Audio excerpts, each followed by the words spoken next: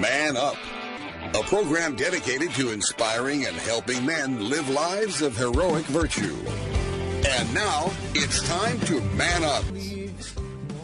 Welcome to Man Up on Iowa Catholic Radio. I am Joe Stopulos. Today I am happy to be joined again by my good friend, Dr. Bud Marr, for the second part in our conversation on the Mass. What happens at Mass?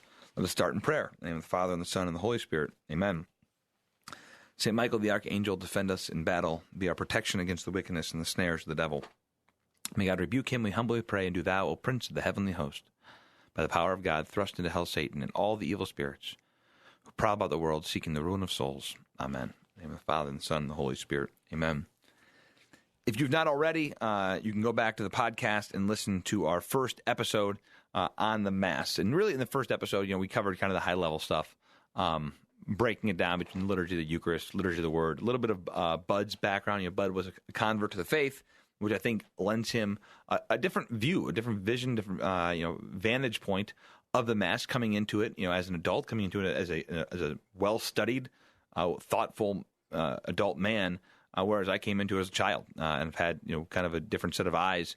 So go back to the first episode if you want to get caught up. But again, in today's episode, we're going to dive deeper into the Mass, into why we do what we do. And today, and this is just kind of a side note here, today's the 15th of November, which is the 9-year anniversary of when I became a father. So it's an interesting time, my oldest birthday, to reflect on that moment, on that becoming a father, a new dad for the first time. And obviously 9 years has flown by, and it's crazy when you think of that. When people talk about how fast time goes, I think as we get older, we all start to see it. But then when you have kids, maybe it's a combination of the fact that it's going on concurrently with the fact that you're getting older. Both those things tend to happen at the same time, and time goes faster anyway. But just seeing how fast she's grown up and the joy of fatherhood. And it's really, I mentioned this on an interview recently, that this idea that having a child forces you to realize it forces you to make a decision. Either you're going to realize your life is not about you, and you're going to grow up and mature quickly, or you're going to continue to stay in your selfish ways, and it's not going to go very well. So this is, I guess, the 9-year anniversary of me figuring out that I've got to grow up. So good reason for me to celebrate today. So anyway, wanted to share that little thought with you. Just every year when this comes up, I think about my new life as a father. So head to a short break. When we return, Dr. Bud Marr will be with us. We'll be right back.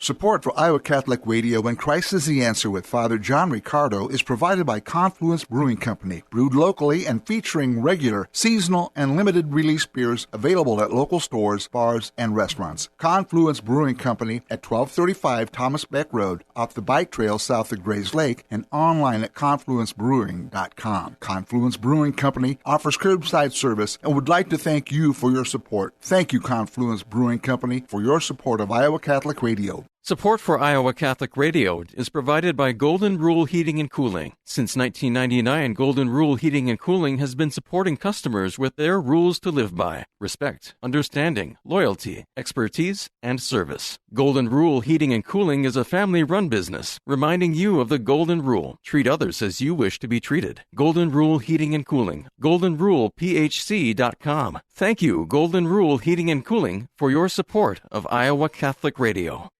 My help comes from you. You're right here. Welcome back to Man Up on Iowa Catholic Radio. Excited again this week to be joined by my good friend, Dr. Bud Marr. Bud, welcome back to the show. Thanks. It's good to be here. In case you missed last week's riveting, I hope so. I think riveting was the word most people were saying about the episode. Yeah. On what happens at Mass. Again, I feel like we're going back to Catholicism 101, getting down to the basics of adoration and prayer and this and the other thing. Well, the most important prayer is the prayer of the Mass. And so thought that it would we at least need 2 episodes. I kind of told Bud ahead of time, we can't just cover the entire Mass in one episode. Last time, just quick highlights of where we came from and where we're going. Bud, you had this experience of being a convert and really having John 6 speak to your heart, and then that was kind of maybe a turning point for you, and you came in with maybe a new set of eyes looking at John 6, and then the Mass coming into it, and your experience there. So we talked about that and walk through maybe the breakdown of the Mass in its essence, which I would call, which is the best example of that is daily Mass. So if you go to daily Mass, you'll see very clearly the delineation between the liturgy of the Word at the beginning and the liturgy of the Eucharist.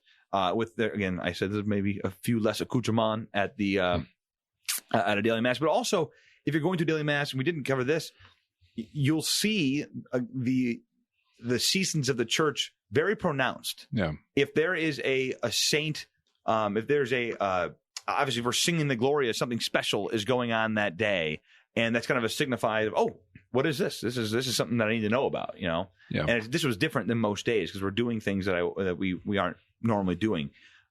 So the seasons of the Church, all that stuff flowing in. So if you missed it, go back to the podcast and listen to it. And I thought this week we could kind of dive into maybe some of those maybe more detailed things. So, you know, what are the things we're doing on Sunday Mass that we're not doing on daily Mass, and then why are we doing them? So let's kind of I'll turn it over to you. What are some of the big differences between Sunday Mass and daily Mass, and why are we doing them? Well, before jumping into those specificities, I think like foundationally, you mentioned this right at the end of last week's episode, the Mass is a sacrifice.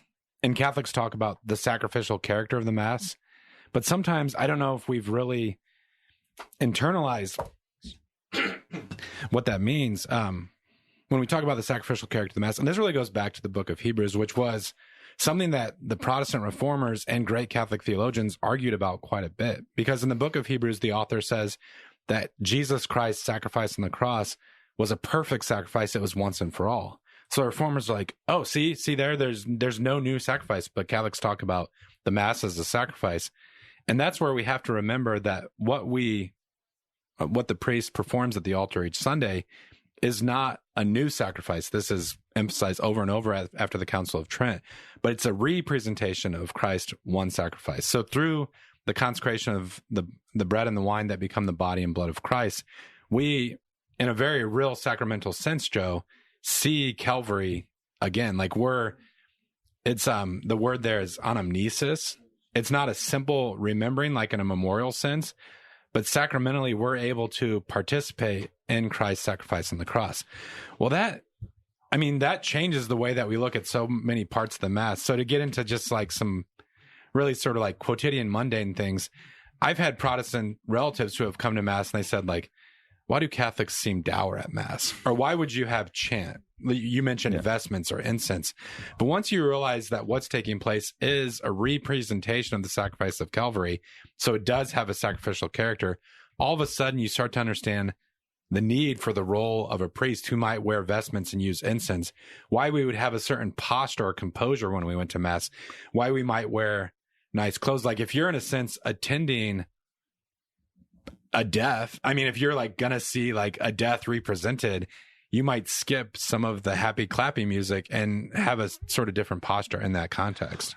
And I think this gets to when people say, Mass is boring or whatever. Like, yeah, if you knew, the more you know about what's going on, the less boring it's going to be. When you understand the context of what is happening within the Mass. And you mentioned at the end last time, the Lamb's Supper. That was a linchpin for me, was when I read the Lamb's Supper by Scott Hahn.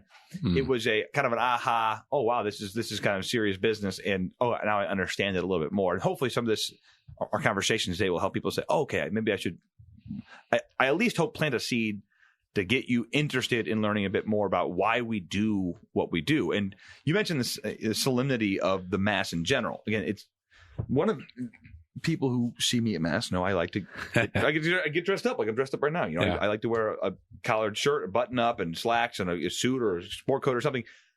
And I just kind of always have. Well, not in college, but since then. And it's because if I truly believe this is serious business, I should probably show myself as such, right? And I want to show reverence to God in his house during this most important sacrifice. If you were going to meet the president of the United States, regardless of what you thought of that president, you would probably dress up and have a certain kind of composure. So if you're entering the presence of a king, the living God, that's going to impact how we dress and how we act. And I think the connection can be drawn not only to Calvary, like that's absolutely essential, but also to the temple. And sometimes when we read the New Testament, we could get this idea that Christianity is kind of a rejection of the temple. Like, you know, the disciples, as they're walking through Jerusalem, they're amazed with the temple. And Jesus says, like, every stone that you see here will be thrown down. Yeah. But he doesn't end there. He says, and then like the Father will rebuild it in 3 days. And so our worship is not like the temple is done and gone, but that Christ's body becomes the new temple. Mm-hmm. Therefore, all of us like to worship God and to see what the people in the old covenant long to see. We don't have to travel to Jerusalem to a specific building, but each place where an altar is constructed, there the living God becomes present, and even a greater and fuller way than he did in the old, like Solomon's temple. And it gets to a comment I made last time about, as a cradle Catholic, I took the Mass for granted my entire life because I always went there and it's fairly rote, and I didn't understand what was going on. And so it's kind of incumbent upon me and all of us as cradle Catholics to dive into this stuff, to research it, and to better understand it. You coming as a convert, this is what brought you into the church more or less. And so it's kind of maybe a challenge to our cradle Catholic listeners out there who've always gone through the motions and maybe not known why we do what we do. Hopefully this is maybe a call to action to do that, to research that. We'll talk at the end. We mentioned last time some other resources that we use and things that I think are worthwhile.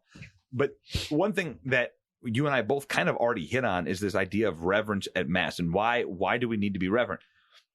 Again, I think just you mentioned, if you met the president, would you be dressed up? If you met the president, would you show up late? Yeah. Would you leave early, or do you want to soak in that opportunity? I think all of these actions that people think, well, it doesn't matter as long as I'm there. Does this meet my Sunday obligation? Whatever. These are not questions that you would ask if the Pope was in town, right? You would show up as early as possible. And again, with understanding that certain things happen. I've got 5 kids. I understand that I can't. That it's difficult for me to get there sometimes. But we're usually not walking in with the priest if we can avoid that. But the point is, try to get early. Try to stay late. Try to act. Try to be reverent, because not to act reverent, but to be reverent, because this is what we're supposed to be doing. This is what we're called to do. Well, and I had a Jesuit professor in college who said that, or in graduate school, I should say, that said like Judas was the first person to leave Mass early. So that phrase has always been kind of a challenge for me. But you're just really good. But you're right. Starting to try to recognize and internalize what's taking place. Scott Hahn does tell a story about having a friend who's a Protestant pastor. He said, I don't believe what you guys do about the Eucharist, but if I did, I would be in the closest Catholic church on my knees, And so there's a certain sense where if I'm jetting immediately after Mass takes place, or even unfortunately, some of us use Holy Communion as kind of like a drive-through system. Yeah. We may want to reevaluate where we're at spiritually. It's a real challenge. Yeah.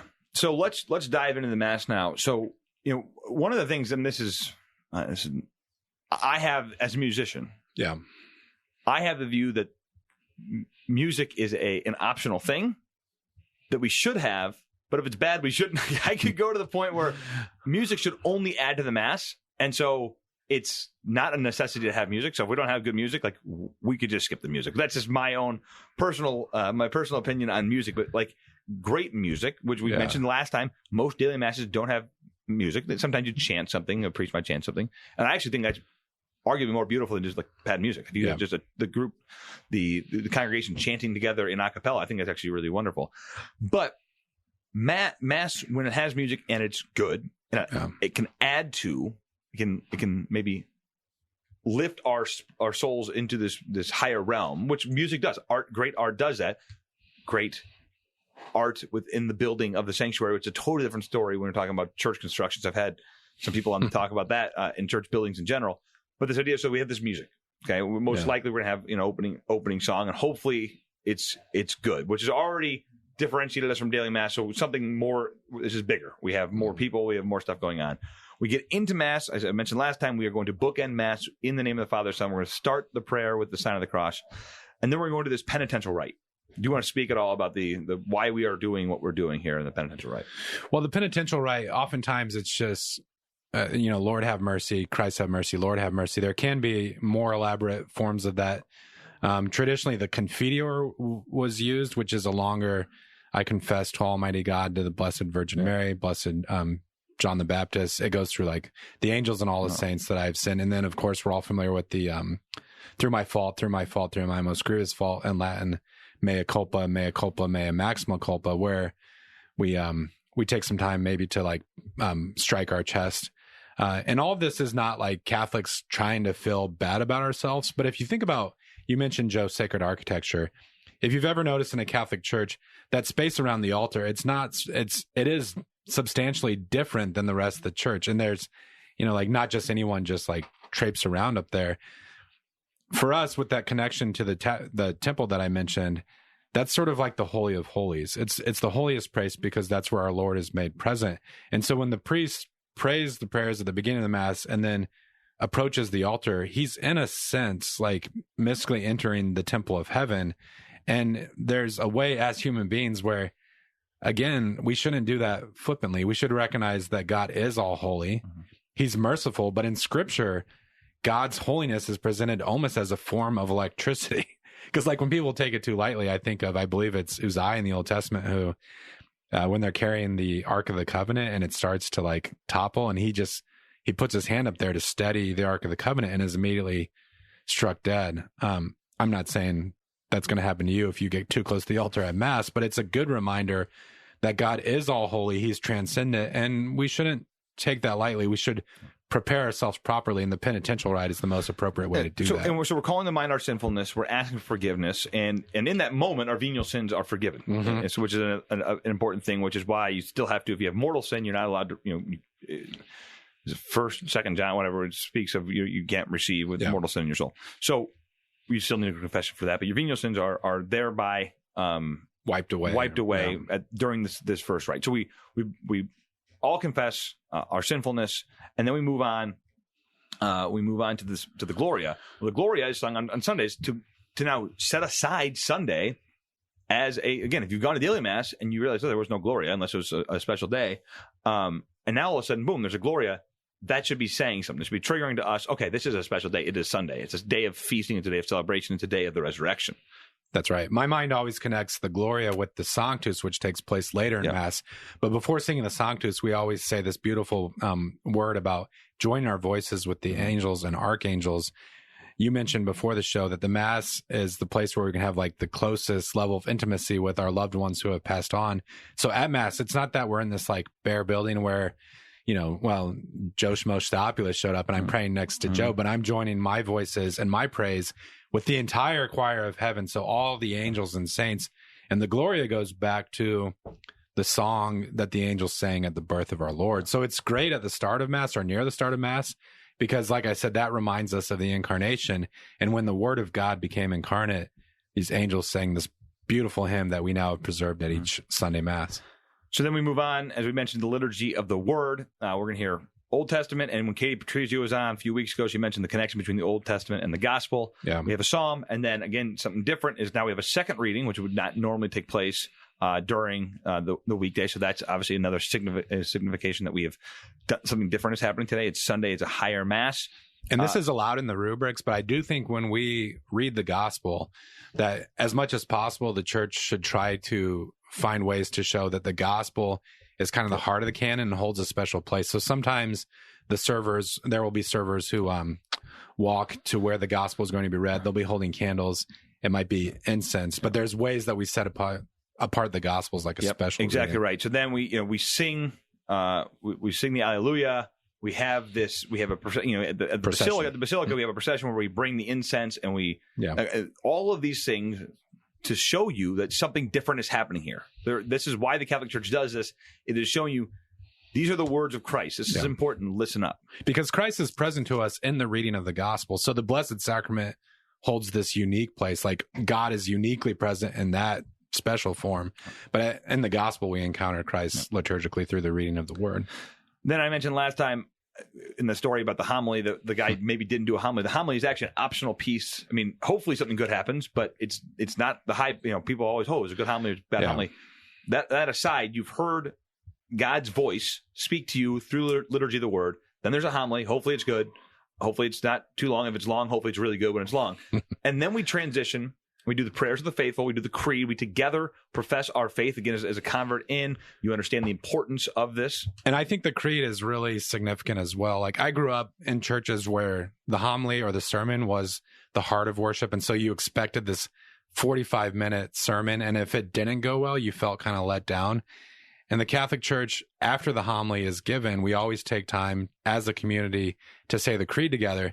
And so no matter the content of the sermon, it's like, this is what we profess. This is what we're all bound to as a community of faith. So that happens. And then the transition to the liturgy of the Eucharist begins. So when we have the presenting of the gifts, that is when we have this transitional period to what is the liturgy of the Eucharist. So there's this, now we have this breaking up of the two. And your mind should be now again focused on the altar, right? So we are all focused on what is going to be happening up front at this point. And there's music. And then one of the linchpin things for me that I learned from Jerry Driscoll's book is when he says, we lift our hearts up to the Lord. When we lift our hearts up to the Lord, he goes, that is a transitional word, as that is when we are now uniting with heaven. You mentioned earlier, and I want to really hit this point home. It is the uniting of heaven and earth happening on earth in the Mass. This is the time. Yeah. And this is we're in the month of November where we venerate and we remember and pray for our beloved dead. There is no time on this side of heaven when you will be closer to your dead relatives than at this moment. Yeah. When you are in the liturgy of the Eucharist, because they are in the presence of God. They are in the presence of the true God. And this is the time when you get to share in that. There's a 19th century priest and oratorian, William Faber. He wrote some wonderful hymns, but when he was a convert as well, and he described the Mass as the most beautiful thing this side of heaven. But you're right, Joe, especially when we get to the Sursum Corda, some folks have called it the wedding of heaven and earth. For like the science fiction geeks who are listeners, it's really almost like a portal to heaven. I believe on last week's show, we briefly mentioned the last book in the Bible, the Apocalypse. Well, when St. John starts that book, he mentions that it's the Lord's Day, that he was in prayer on the Sabbath or Lord's Day. And then he has this entire experience where his heart, his mind is lifted to heaven. He's given a vision of the temple in heaven, which is, like a new and greater type of what Solomon built on earth.